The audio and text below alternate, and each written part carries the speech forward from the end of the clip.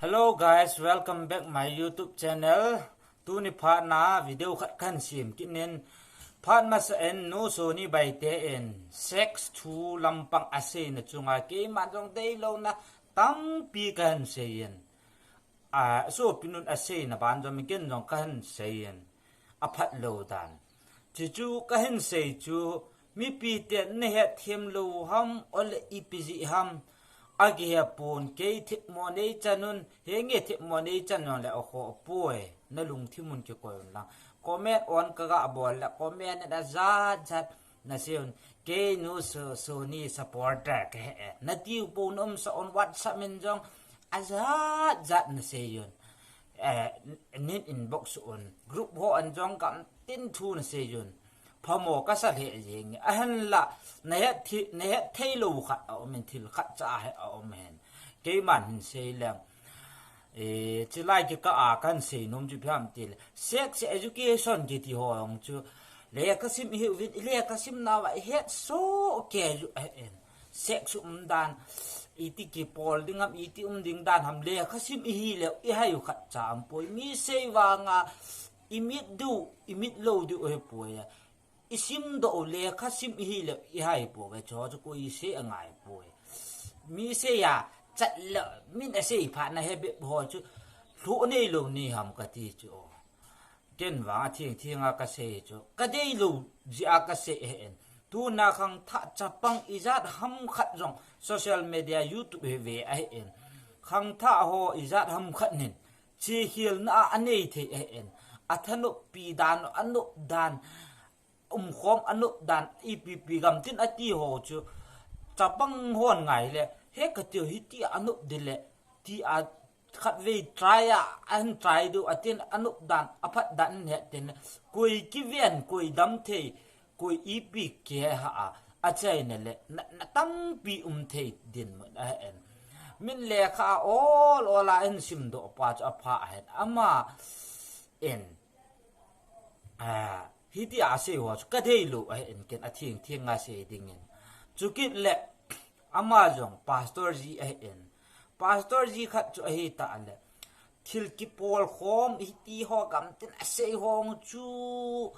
pastor ji khat dinga jong hoi lo he pastor ji khat dinga jong ve the e poe hita bang ase chu diken khat ji mai jong akam sung su angei mo kam sung phalo thu ti de tan ten ki pol na thu ho to la ta ase le diken khat nin jong kam ngei mo itam sex lam thu ase jong le ivet na niewa he ti ve ne wa tu ama pastor khat ji ata pastor khat ji in sex thu ase tu di na sa onam nam mi te ho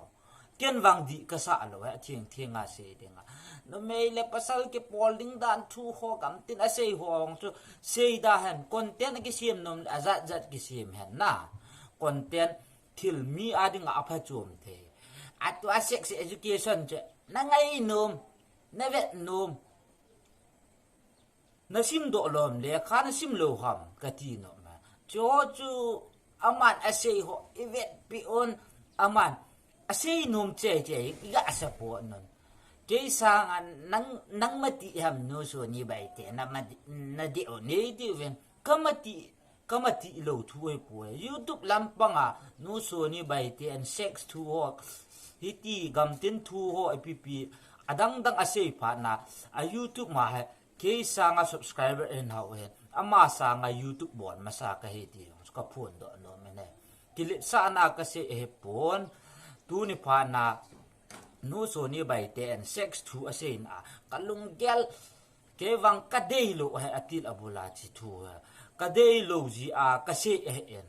ha chong hoi khung sa ase manang ju ka se e pon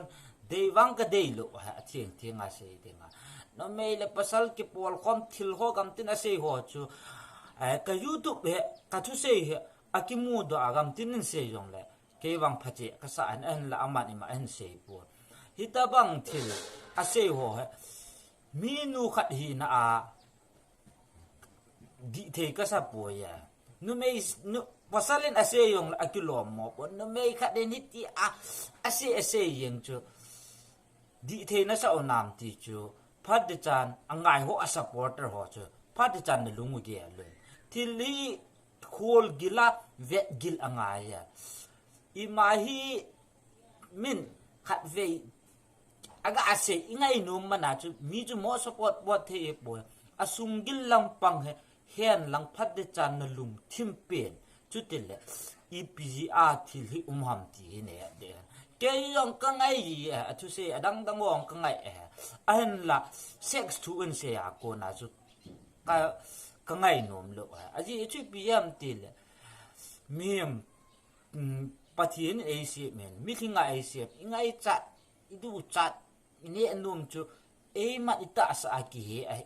อามันเสียโคดาจงละคุยมันให้ป่วยตีจูอาใจน่ะเป็นอาการเสียเป็นตัว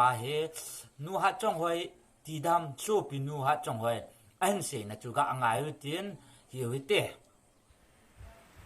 ไฮลุยเตนะบอนุนสุนพานิลาพานะกิบังเหล่ามันจมจีฮิเสียจุนะกันเห็นเสียหินตัวเนี่ยกันเสียดิ่งหิมทุดังจงไอป่วยขัดเวลาSony Baiteอินวิดีโอนุไม่เลปอสัลกิปอลดิ้งดันเงินจังอาศัยหุมีนูขัดฮิซาลากิโลมกษัตริย์เราเสียกะเสียเฮลหินกะวิดีโออินก็มันไงเราตาแต่อินในหูวินกะสุลกะไกกิสันจงในลอยทาวินนะหินขอป่วยก็มันหัวอาจจะเสียดานุปัจจุบันSony Baite hi pastor khazi zong ahena diwin na ahile pastor khazi ahele hin azipa in how in sunga hi na numaile pasal zone loading na zone than hoi na thu ho sei lawa hobung sunga mi pite phatchom theina dinga thu za chom choma se azi in YouTube no paki polding dan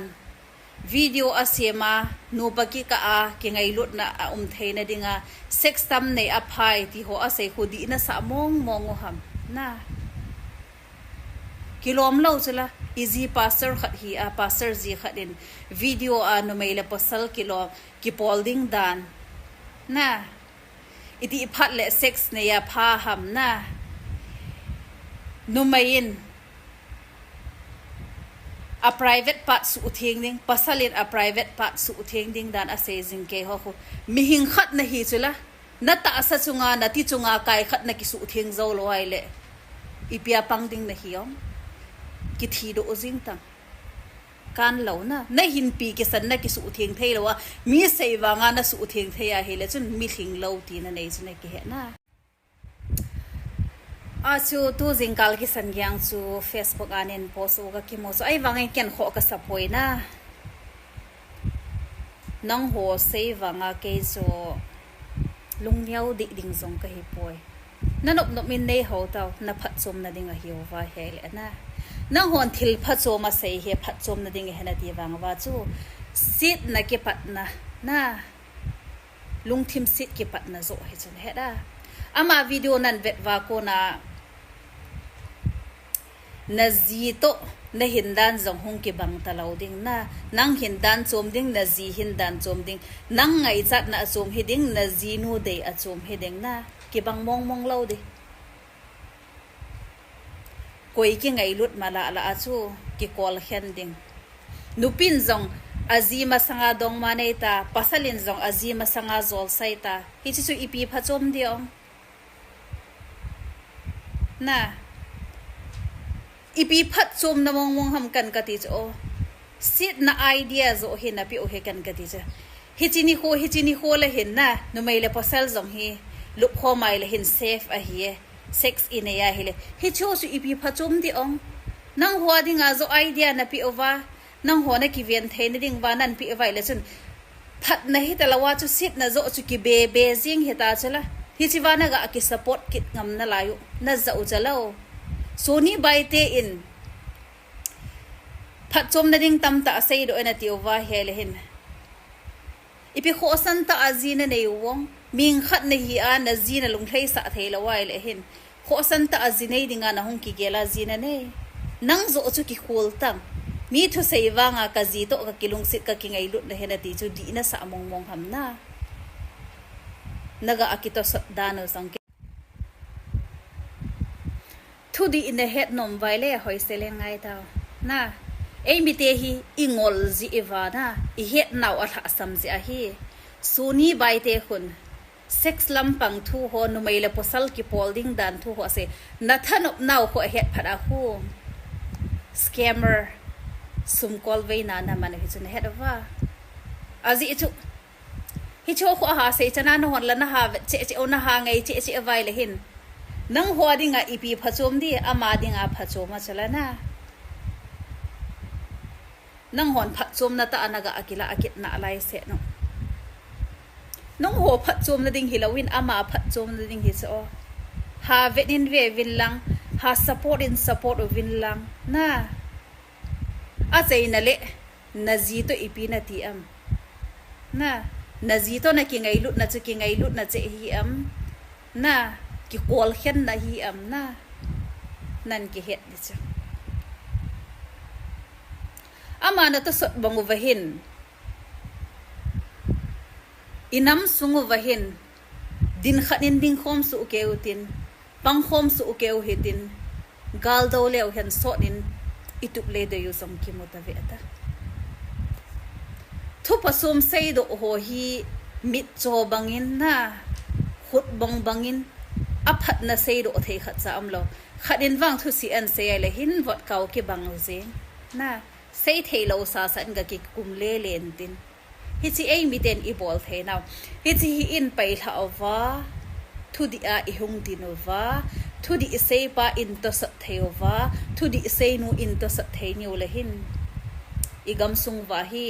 khan to na le ma chal na hi hum ding hi chi ho I sei do thei lo lai se wa chu khan to na am lo the ati he asei ho chu phat ti chan lung giling ngai wen lang ken video abul langa kan se hong chu phat ti chan na ngai yun lang na lung gel ho he ipi na gel ham ti ho he lung gel ni ngai mi am khanen lung gil ta ki gela ichungwa thilhung ji ho he e mat I deilo ho chu mi adinga jong phachum ding ham tia ki sei ji en cho he phat ti chan na lungin gelen langai ton lang hi in ti chu